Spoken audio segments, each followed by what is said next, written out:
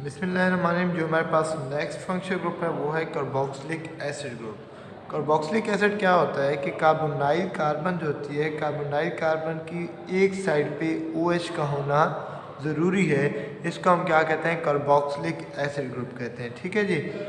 तो carboxylic acid क्या चीज़ होती है कि जिसमें कार्बोनाइल कार्बन कौन सी? C डबल बॉन्ड O, उसकी एक साइड पे OH का होना ज़रूरी है। इसको हम कहते हैं कार्बोक्सिलिक एसिड ग्रुप कहते हैं। सिंपली कार्बोक्सिलिक ग्रुप भी कहते हैं और इसको हम कार्बोक्सिलिक एसिड ग्रुप भी कहते हैं। जब हम इसको लिखते हैं तो हम इसको लिखने का क्या तरीका होता है कि इसके फार्मूले जब हम लिखते हैं तो इधर हम क्या लिख देते हैं? COOH। ठीक है जी। तो इससे ये बात वाज़ हो जाती है कि ये कौन सा ग्रुप है आपके पास? कार्बोक्सिलिक एसिड ग्रुप मौजूद है। COOH, इसी को ही हम लिखते हैं कि ये COOH। ठीक है, तो इस लिहाज से हम इसको क्या लिखते हैं? COOH। तो ये आपके पास क्या चीज़ है? कार्बोक्सिलिक एसिड ग्रुप का जनरल फार्मूला है और इसी को ही हम मॉलिक्यूलर फार्मूला की बात कर लेते हैं। ठीक है जी। अब हम इसकी चंद एक एग्जांपल के बारे में पढ़ते हैं कि किस तरह। फॉर एग्जांपल मैं कहता हूँ कि आपके पास ये है carboxylic acid group C double bond O और इधर OH। ये लग गया carboxylic acid group. Carboxylic acid group की दूसरी साइड पे क्या लग जाए? H लग जाए तो ये क्या बन जाता है आपके पास? ये बन जाता है फॉर्मिक एसिड बन जाता है। फॉर्मिक एसिड, ये जो फॉर्मिक एसिड है ये इसका कॉमन नेम है।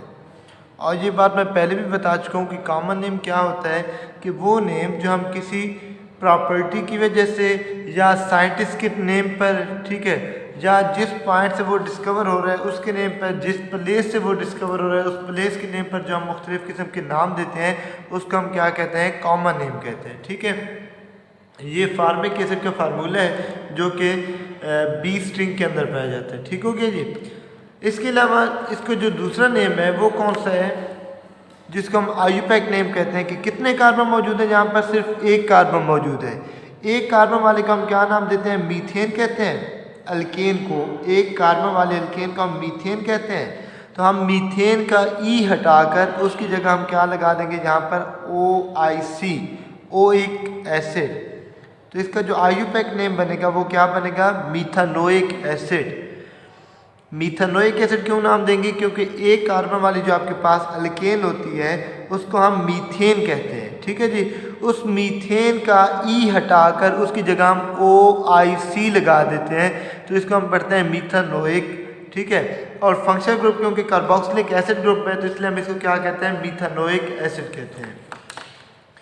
एक और एग्जांपल मैं इसी की दे देता हूँ आप लोगों को कि यहाँ पर अब CH3 था, हमने पहले क्या चीज़ लगा दी थी? हमने लगा दिया H लगा दिया। अब ये आपके पास कार्बोक्सिलिक एसिड ग्रुप है, C डबल बॉन्ड OOH है। ये वही कार्बोक्सिलिक ग्रुप है।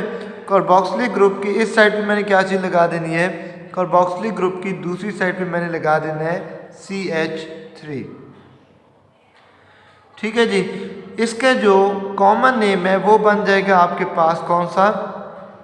कॉमन नेम जो बनेगा वो इसका बनेगा एसिटिक एसिड।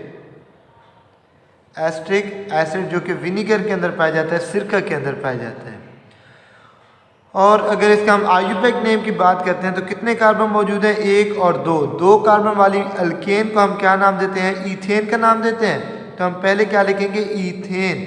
ईथेन के आखिर में जो E आएगा, E की जगह हम क्या लिख देंगे? OIC, oic acid. तो ये बन जाएगा इथानोइक एसिड। ठीक है जी। तो बात करने का मकसद ये है कि कार्बोनाइल कार्बन की अगर एक साइड पे OH लग जाए तो उससे मुराद है कि यहाँ पर कौन सा ग्रुप पाया जाता है? यहाँ पर कार्बोक्सिलिक एसिड ग्रुप पाया जाता है। ठीक है जी। अगर मैं इसकी तीसरी एग्जांपल की बात कर लेता हूँ तो तीसरी एग्जांपल के अंदर हम बात कर लेते हैं, लेट्स सपोज प्रोपेनोइक एसिड की बात कर लेते हैं। अब प्रोपेनोइक एसिड क्या होता है कि आपके पास जो कार्बोनाइल कार्बन है C डबल बॉन्ड O, ये कार्बोनाइल कार्बन की एक साइड पे मैंने OH लगा दिया तो ये आपके पास क्या चीज़ बन गई? कार्बोक्सिलिक एसिड ग्रुप हो गया। इस कार्बोक्सिलिक एसिड के साथ में मैं दो और कार्बन वाले कंपाउंड लगा देता हूँ, CH3 और CH2 लगा देता हूँ, अल्काइल ग्रुप लगा देता हूँ। ठीक है जी। अब इसमें टोटल देखिए कितने कार्बन है? 1 2 3, 3 कार्बन है तो इसका हम नाम क्या देंगे, 3 कार्बन वाली को हम प्रोपेन का नाम देते हैं। तो प्रोपेन लिखकर हम उसके साथ क्या लिख देंगे, OIC, ओइक एसिड। तो ये बन जाएगा प्रोपेनोइक एसिड बन जाएगा। क्या बन जाएगा, प्रोपेनोइक एसिड बन जाएगा। बात की समझ आ गई यहाँ तक। चलें जी, लास्ट एग्जांपल हम इसकी दे देते हैं, जो कि क्या है आपके पास। इसकी एग्जांपल मैं इस तरह कुछ दे देता हूँ कि आपके पास लेट्स सपोज है कि ये C डबल बॉन्ड O और इधर मैं OH लगा दूँ, तब भी ये आपके पास क्या चीज़ बन जाएगा, कार्बोक्सिलिक एसिड ही होगा। इसके इस साइड पे मैं लगा देता हूँ CH2 CH2 CH3। इसकी इस साइड पे तो मैंने प्रोपाइल लगा दिया, लेकिन टोटल कार्बन काउंट करें तो कितने, 1 2 3 4 कार्बन वाले को हम क्या नाम देते हैं, ब्यूटेन का नाम देते हैं। तो हम ब्यूटेन का ई हटाकर उसकी जगह क्या लिख देंगे, ओइक एसिड। तो इसका नाम क्या बन जाएगा, ब्यूटानोइक एसिड। ये है आपके पास कार्बोक्सिलिक एसिड ग्रुप। ठीक है जी। कार्बोक्सिलिक एसिड के बाद जो नेक्स्ट है वो है आपके पास एस्टर लिंकेज। एस्टर लिंकेज में क्या होता है कि जो आपके पास, जिस तरह मैंने बात की ना कि आपके पास जो कार्बोक्सिलिक एसिड होता है वो होता है C डबल बॉन्ड OH। अगर यहाँ से मैं इस H को रिप्लेस कर देता हूँ और इस H की जगह मैं यहाँ पर कोई और अल्काइल ग्रुप लगा देता हूँ, तो उसका हम कहते हैं एस्टर लिंकेज। किस तरह कि ये है आपके पास कार्बोनाइल कार्बन, अगर इसके साथ मैं OH लगा देता हूँ तो वो आपके पास होगा कार्बोक्सिलिक एसिड। लेकिन मैं H हटाकर उसकी जगह मैं कोई और अल्काइल ग्रुप लगा देता हूँ और यहाँ पर भी कोई कार्बन मौजूद होगा, कोई अल्काइल मौजूद होगा, तो उसको हम क्या नाम देते हैं, एस्टर लिंकेज का। ठीक है जी। किस तरह कि आपके पास यही कार्बोनाइल कार्बन है C डबल बॉन्ड O, उसकी इस साइड पे ऑक्सीजन हो और ऑक्सीजन के साथ फिर कोई कार्बन हो और इस साइड पर भी कोई कार्बन हो, तो इसका हम क्या नाम देते हैं, एस्टर लिंकेज का नाम देते हैं। किसी का नाम देते हैं, एस्टर लिंकेज। तो अगर हम इसको इस तरह लिखें शॉर्ट फॉर्म में तो वो हो जाएगा RCOOR डैश। ये इसका हो गया जनरल फार्मूला एस्टर लिंकेज का। अब एस्टर लिंकेज को बात करने से पहले मैं एक छोटी सी चीज़ और आपको समझाना चाहूँगा, और वो क्या है आपके पास कार्बोक्सिलेट आयन के बारे में। क्या चीज़, कार्बोक्सिलेट आयन। कार्बोक्सिलेट आयन क्या होते हैं, अभी हमने बात की कि जो आपके पास होता है CH3 C double bond O और यहाँ पर मैं कहता हूँ कि OH है। ठीक है, OH। चले मैं यहाँ पर लिख देता हूँ OH। ये है आपके पास कार्बोक्सिलिक एसिड है। क्या चीज़ है, कार्बोक्सिलिक एसिड। चले इसका नाम जो है कार्बोक्सिलिक एसिड, उसका फर्दर नाम कौन सा हम दे देते हैं, जो उसका अपना है एस्ट्रिक एसिड। ठीक है, इसको नाम हम देते हैं एस्ट्रिक एसिड और फंक्शनल ग्रुप कौन सा होता है इसके अंदर, कार्बोक्सिलिक एसिड होते हैं। चलें जी, एस्ट्रिक एसिड है। अब एस्ट्रिक एसिड का जब मैं ये वाला हाइड्रोजन यहाँ से रिमूव करूँगा तो ये क्या चीज़ बन जाएगा, CH3 C double bond O negative. इसको हम नाम देते हैं एसीटेट का। किस चीज़ का नाम देते हैं, एसीटेट आयन का नाम देते हैं। एस्ट्रिक एसिड से जब हमने ये वाली हाइड्रोजन रिमूव कर ली तो इसका हम नाम क्या दे देते हैं, एसीटेट आयन का। ठीक है, अब जब मैं इस एसीटेट के साथ कोई भी चीज़ लगा देता हूँ, मिसाल के तौर पर इसी एसीटेट के साथ मैं यहाँ पर लिख रहा हूँ, एसीटेट को दोबारा लिख देता हूँ और उसके साथ मैं क्या कर देता हूँ, CH3 C double bond O negative. ये था आपके पास एसीटेट। अब इस एसीटेट के साथ मैं यहाँ पर क्या लिख देता हूँ, मैं लिख देता हूँ CH3 लिख देता हूँ, मिथाइल ग्रुप लिख देता हूँ। अब हम इसको नाम क्या देंगे, अब हम इसको नाम देंगे मिथाइल एसीटेट। मिथाइल इस CH3 की वजह से, और एसीटेट क्यों नाम देंगे, क्योंकि ये वाला जो पूरा आपके पास चीज़ पड़ी है ये एसीटेट ग्रुप है, तो नाम क्या होगा, मिथाइल एसीटेट। बात की समझ आ गई कि अगर हम एस्ट्रिक एसिड से हाइड्रोजन निकाल लेते हैं, ये वाली OH वाली हाइड्रोजन निकाल देते हैं, तो वो एसीटेट आयन बन जाते हैं। कौन से आयन बन जाते हैं, एसीटेट आयन बन जाते हैं। इस एसीटेट आयन की ऑक्सीजन के साथ जो भी हम चीज़ लगाएंगे उसका नाम हम पहले लिखेंगे मिथाइल एसीटेट, और यही आपके पास एस्टर लिंकेज होता है। यहाँ पर अगर आपको नजर आ तो C डबल बॉन्ड O, फिर ऑक्सीजन है और फिर उसके साथ क्या चीज़ है, हाइड्रोजन है। यहाँ पर अगर आप थोड़ा सा गौर करें तो यहाँ पर भी मैंने यही बात कही है कि आपके पास कार्बोनाइल कार्बन हो, उसके साथ ऑक्सीजन और फिर अल्काइल ग्रुप हो। ठीक है, यहाँ पर भी आप देखें तो कार्बोनाइल कार्बन है, उसके साथ ऑक्सीजन है और फिर अल्काइल ग्रुप है। तो ये आपके पास क्या चीज़ है, एस्टर लिंकेज है। अब इसी बात को मैं आगे बढ़ा के इसकी और एग्जांपल दे देता हूँ। इसकी एग्जांपल इस तरह मैं दे देता हूँ कि यहाँ पर एसीटेट आयन, वही दोबारा एसीटिक एसिड का फार्मूला आप लिखेंगे CH3 C double bond O, और यहाँ पर अगर H होता तो ये एस्टिक एसिड था। एस्टिक एसिड से मैंने हाइड्रोजन रिमूव कर लिया तो ये क्या चीज़ बन गई, आपके पास एसीटेट आयन बन गए। कौन से आयन बन गए, एसीटेट। तो मैं यहाँ पर लिख देता हूँ एसीटेट। अब इस एसीटेट के साथ यहाँ पर मैं लिख देता हूँ कोई और ग्रुप लगा देता हूँ। फॉर एग्जाम्पल मैं लिख देता हूँ C2H5। क्या लिख देता हूँ, C2H5 इथाइल ग्रुप लगा देता हूँ। तो अब इसका नाम क्या बन जाएगा, क्योंकि ये इथाइल ग्रुप लगा है तो इसका नाम बन जाएगा इथाइल एसीटेट। ठीक हो गया, बात की समझ आ गई।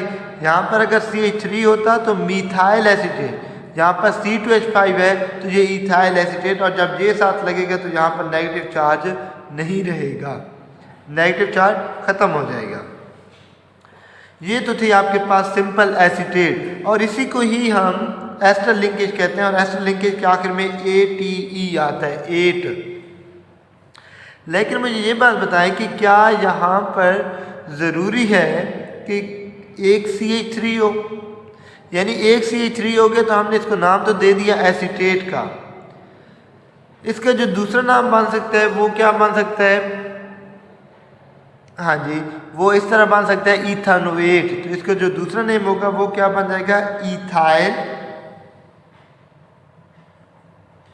और एसीटेट जो है इसके अंदर देखें तो 2 कार्बन है। कितने कार्बन है, 1 और 2 कार्बन। तो इसका हम नाम देख सकते हैं इथाइल इथानोएट, इथानोएट, क्योंकि 8 आखिर में कब आता है, जब आपके पास एस्टर लिंकेज हो तो आखिर में ATE आता है, 8 आता है। और यहाँ पर इथाइल ग्रुप लगा हुआ है, इथाइल इथानोएट का भी नाम देते हैं, इथाइल एसीटेट का भी नाम दे देते हैं। ठीक है जी। अब अगर यहाँ पर चेंज कर देता हूँ मैं, कार्बन की तादाद यहाँ पर तो मैंने 1 लिखी है, हर मरतबा मैं कहता हूँ ये एसीटेट है, लेकिन ज़रूरी नहीं कि हर वक्त यहाँ पर एक ही कार्बन मौजूद हो। यहाँ पर 2 कार्बन वाला भी तो ग्रुप मौजूद हो सकता है। ठीक है, 2 कार्बन वाला होगा तो फिर हम उसको क्या नाम देंगे। फॉर एग्जाम्पल मैं CH3 की जगह लिख देता हूँ CH3 CH2, CH3 CH2 C double bond O negative. अब ये एसीटेट नहीं है, अब ये है प्रोपनोएट। क्यों, क्योंकि 3 कार्बन वाला होता है प्रोपनोइक एसिड। 3 कार्बन वाला जो एसिड होता है उसको हम क्या नाम देते हैं, प्रोपनोइक एसिड। यहाँ पर मैंने जो लिखा था ये प्रोपनोइक एसिड है। कितने कार्बन है, 1 2 3 कार्बन है। ठीक है, 1 2 3 कार्बन है। तो ये क्या था आपके पास, प्रोपनोइक एसिड। अब इस प्रोपनोइक एसिड का जब मैं ये हाइड्रोजन यहाँ से रिमूव करूँगा तो ये क्या चीज़ बन जाएगा, ये आपके पास प्रोपनोएट बन जाएगा। क्या बन जाएगा, प्रोपनोएट, यानी कि ये CH3 single bond CH2 C double bond O negative. अब ये क्या बन गया आपके पास, प्रोपनोइक एसिड से हमने ये वाला हाइड्रोजन निकाल लिया तो ये वाली चीज़ बन गई जिसको हम क्या नाम देते हैं, प्रोपनोएट। तो यहाँ पर तो हम लिख देंगे प्रोपनोएट। अब इस प्रोपनोएट के साथ जो भी चीज़ लगा लेंगे तो साथ में हम वही लिखेंगे।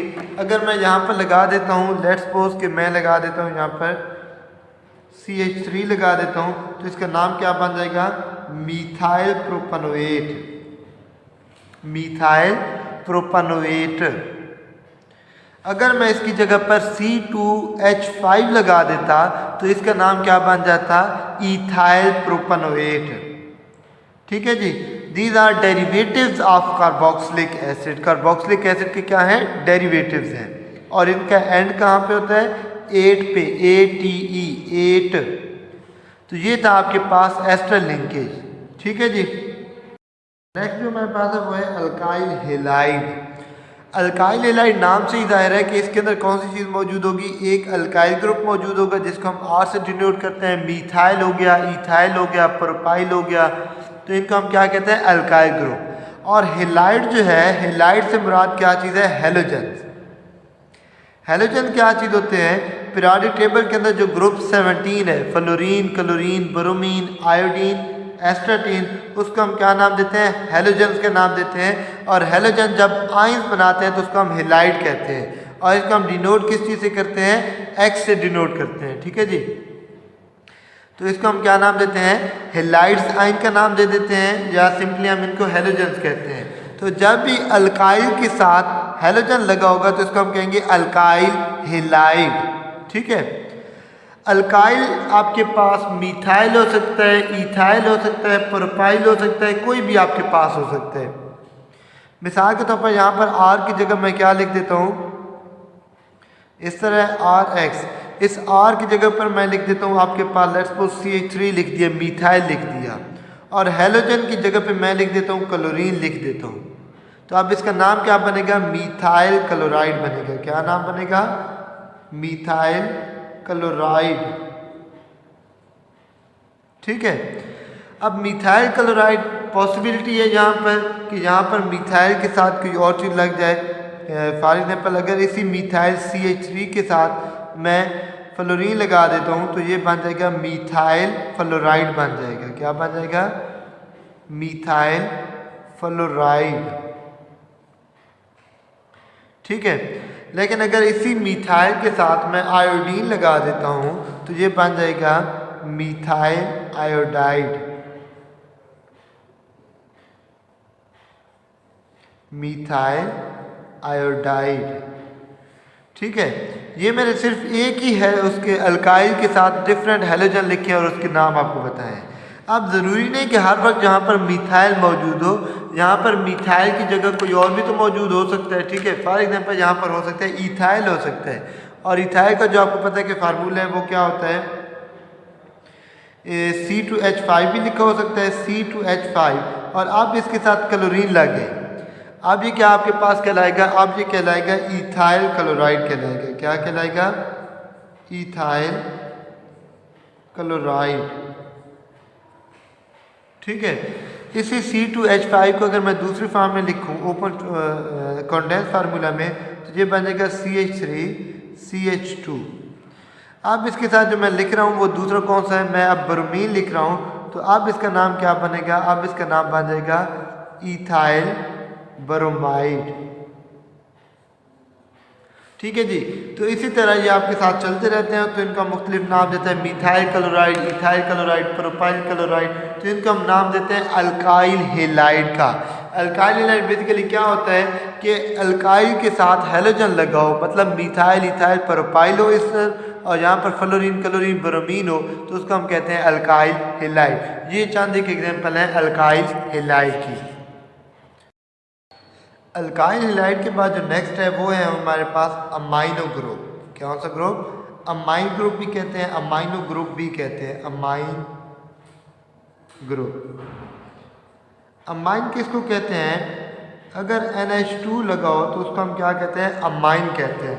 मतलब अगर अमोनिया NH3 जो होता है उसमें से हम एक हाइड्रोजन निकाल लेते हैं तो वो कौन सा आपके पास बन जाता है, अमाइन ग्रुप बन जाता है, जहाँ अमाइनो ग्रुप बन जाता है। ठीक है जी। अब इसकी एग्जांपल कैसे है, यहाँ पर कोई भी कार्बन हो सकता है। तो ये ऐसे हो गया कि अगर यहाँ पर मैं लिख देता हूँ CH3 और यहाँ पर मैं लिख देता हूँ NH2। अब CH3 आपके पास क्या चीज़ है, मीथाइल, और NH2 क्या है आपके पास, अमीन। अमाइन भी कहते हैं, अमाइन, AMIN, अमाइन। तो ये मीथाइल अमाइन है। ठीक है जी, मीथाइल अमाइन।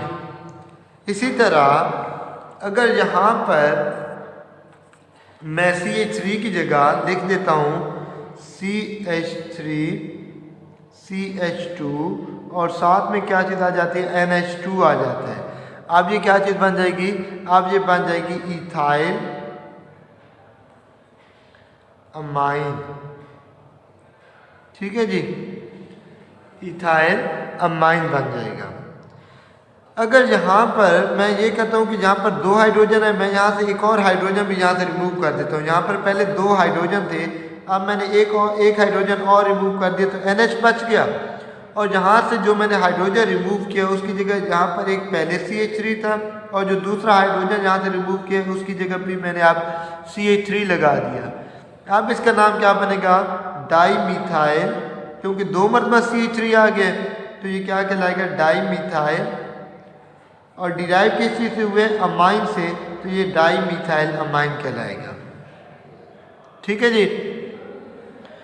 यहाँ पर ऐसी भी पॉसिबिलिटी है कि यहाँ पर जो तीसरी हाइड्रोजन है मैं उसको भी यहाँ से रिमूव करा देता हूँ।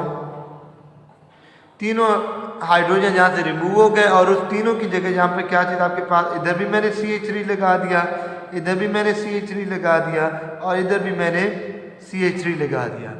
अब कितनी मरतबा आ रहा है CH3, 3 मरतबा आ रहा है, तो इसका हम क्या नाम देंगे, tri methyl amine. Tri methyl amine, ये भी आपके पास क्या है, नेक्स्ट फंक्शनल ग्रुप है, किस चीज़ का, अमाइन का। तो अमाइन बेसिकली क्या होता है कि अगर NH2 ग्रुप लगा हो तो उसको हम अमाइन का नाम देते हैं। अगर एक अमाइन में से 2 हाइड्रोजन निकालें और उसकी जगह दोनों CH3 लगा दें तो इसका हम नाम क्या देंगे, डाई मिथाइल अमाइन का। और अगर तीनों हाइड्रोजन निकाल के उसकी जगह मैं लगा देता हूँ CH3 तो उसको हम नाम देंगे ट्राई मिथाइल अमाइन का नाम देंगे।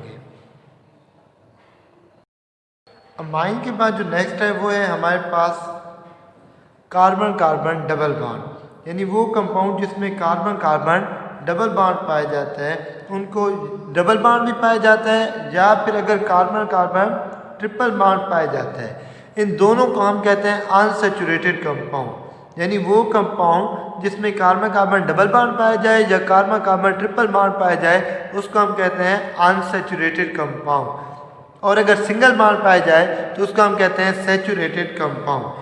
अब जहाँ पर कार्बन कार्बन डबल बॉन्ड होता है ऐसे कंपाउंड्स को हम नाम देते हैं अल्कीन का, आखिर में ENE आता है, अल्कीन पढ़ते हैं इसको। ठीक है जी।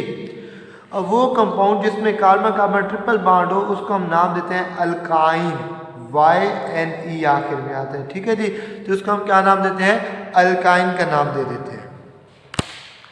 अब किस तरह के आपके पास 2 कार्बन है और उनका आपस में है डबल बॉन्ड, यहाँ पर भी एक कार्बन जो है वो मैक्सिमम 4 बॉन्ड बना सकता है, 2 बॉन्ड उसने यहाँ पर बना दिए, 2 बॉन्ड की कमी है तो उस कमी को पूरा करने के लिए हम यहाँ पर 2 हाइड्रोजन लिखेंगे और यहाँ पर भी क्या लिखेंगे, 2 हाइड्रोजन लिखेंगे। अब इस क्योंकि 2 कार्बन वाले कंपाउंड को सिंगल बॉन्ड वाले को ईथेन कहते हैं तो यहाँ पर इसको हम क्या कहेंगे, ईथीन कहेंगे, ईथीन, आखिर में ENE आएगा तो इसको हम क्या नाम देंगे, ईथीन का नाम देंगे। कम से कम एक डबल बॉन्ड का होना ज़रूरी है। अगर 3 कार्बन वाला आ जाता है, फॉर एग्जांपल यहाँ पर मैं 3 कार्बन ड्रा कर लेता हूँ कि 1 2 3 कार्बन मैंने ड्रा कर लिए और इन 3 कार्बन में क्या हो गया कि यहाँ पर मैंने डबल बॉन्ड ड्रा कर लिया। ठीक है। अब ये अल्केन नहीं रहेगा बल्कि अब ये अल्कीन बन जाएगा। 3 कार्बन वाली कंपाउंड को हम प्रोपेन कहते थे अल्केन में, लेकिन अब हम इसको क्या कहेंगे, प्रोपीन कहेंगे। क्या कहेंगे, प्रोपीन, आखिर में ENE आएगा। और इसको हम क्या कहते हैं, आमतौर पर जितने भी आपके पास ethene, propene, butene, pentene, hexene, इनको हम जनरल क्या कहते हैं, अल्कीन का नाम देते हैं। क्या कहते हैं, अल्कीन। इसके अंदर याद रखिएगा कि जितने कार्बन होंगे हाइड्रोजन उससे कितने होंगे, डबल होंगे। यानी 2 कार्बन थे 4 हाइड्रोजन होंगे, 3 कार्बन थे तो यहाँ पर मैंने हाइड्रोजन फिल नहीं किए तो यहाँ पर कितने हाइड्रोजन हो जाएंगे, कार्बन ने 2 बॉन्ड बनाए हुए हैं तो 2, यहाँ पर 1 आएगा क्योंकि 1 2 3 बॉन्ड हो गए, 1 की कमी है तो 1 हाइड्रोजन लगा दिया।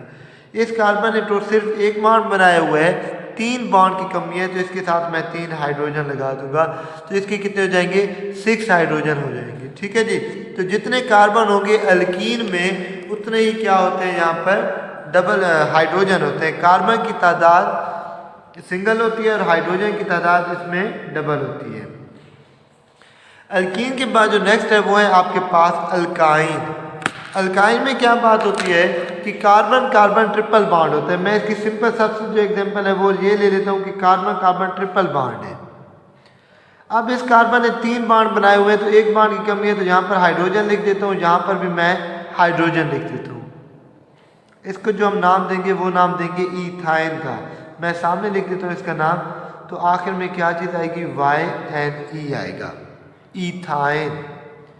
अगर 3 कार्बन है और यहाँ पर है ट्रिपल बॉन्ड, अब इस कार्बन ने 3 बॉन्ड बनाए हुए हैं, 1 2 3 बॉन्ड बनाए हुए हैं, तो इस कार्बन के पास एक ही कमी है, तो एक हाइड्रोजन लगा दिया। यहाँ पर देखें 1 2 3 4 है, तो कार्बन की अब 4 बॉन्ड कंप्लीट हैं। यहाँ पर देखें तो इस कार्बन ने 1 बॉन्ड बनाए हुए, तो 3 हाइड्रोजन लग जाएंगे यहाँ पर। ठीक है जी, क्योंकि कार्बन ने टोटल 4 बॉन्ड कंप्लीट करने हैं। अब इसमें टोटल 3 कार्बन वाले, 3 कार्बन वाले को हम प्रोपेन कहते थे, लेकिन अब क्या कहेंगे प्रोपाइन। अगर YNE आखिर में आ जाए तो कंफर्म यहाँ पर ट्रिपल बॉन्ड मौजूद है। इसी तरह एक और लास्ट एग्जांपल ले लेते हैं 4 कार्बन वाले की। 4 कार्बन वाले किस तरह के 4 कार्बन है, 1 2 3 4। कहीं पर यहाँ पर मैं कहता हूँ लेट्स सपोज मैंने ट्रिपल बॉन्ड बना दिया।